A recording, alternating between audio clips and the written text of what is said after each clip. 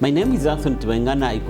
I am the project PI for the impact of scaling the youth and women on household enterprise startup in Uganda.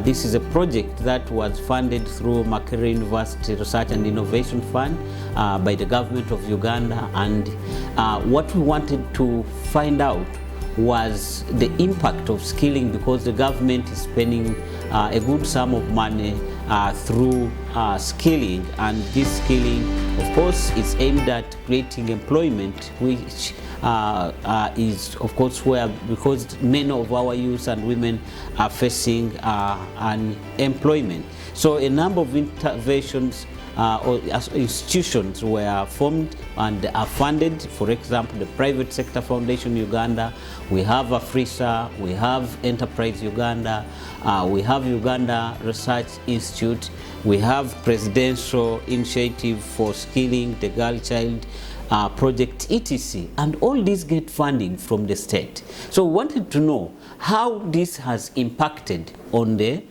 youth and women, because the youth constitute the majority of the population in this country, and they're facing a high rate of unemployment. Therefore, the intervention is good, but we want to know to what extent it has created employment, to what extent it has motivated people to start their own enterprise, and if they have started the enterprise, how are these enterprises performing, because we assume that the enterprise should be performing well because the owners of these enterprises are undergoing training. Therefore, our research question was, to what extent are these skilling helping the performance of the enterprise started by the youth and women, and to what extent is the skilling initiating or motivating these people to start their own enterprise.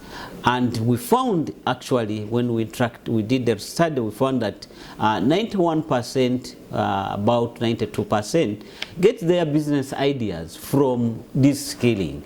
And out of those who get business ideas from skilling, about 64% are able to start new enterprises, which is good for us. But we're also seeing that the government is, the rate of failure of new enterprises is also still alarming, and so we wanted to know, how are these people conducting the skilling? So we found out the methods that were used. We assessed the method that are used in the skilling.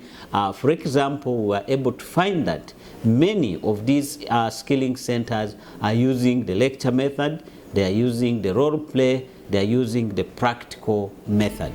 And the practical method was actually the most recommended but the least used, because in these skilling centers we found that they were mainly using the lecture method. So the question, the concern here should be, if the government is to continue using this intervention, there is need to shift the training from the lecture method into the practical method, because the practical method gives pragmatic experience to the learners so that they can be able to use the knowledge, but also to practice that knowledge as soon as they get it. And therefore, there should be a move away from the lecture method, because if you use the lecture method, then definitely learners may not be able to get to get what should be able to help them to start as soon as possible.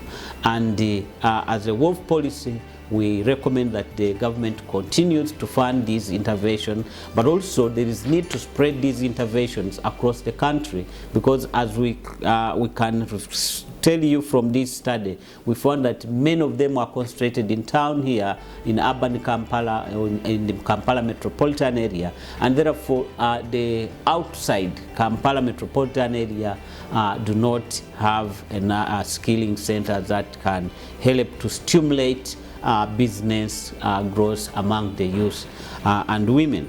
And we also found that the people who were skilling were not, of course, trained in the skilling, which could be one of the reasons why the impact is not so significant. I was grateful for this fund from Mark Reef and the government of Uganda for funding this project. And of course, I wish to sincerely thank the Reef and the Secretariat and the government for this funding. Thank you very much.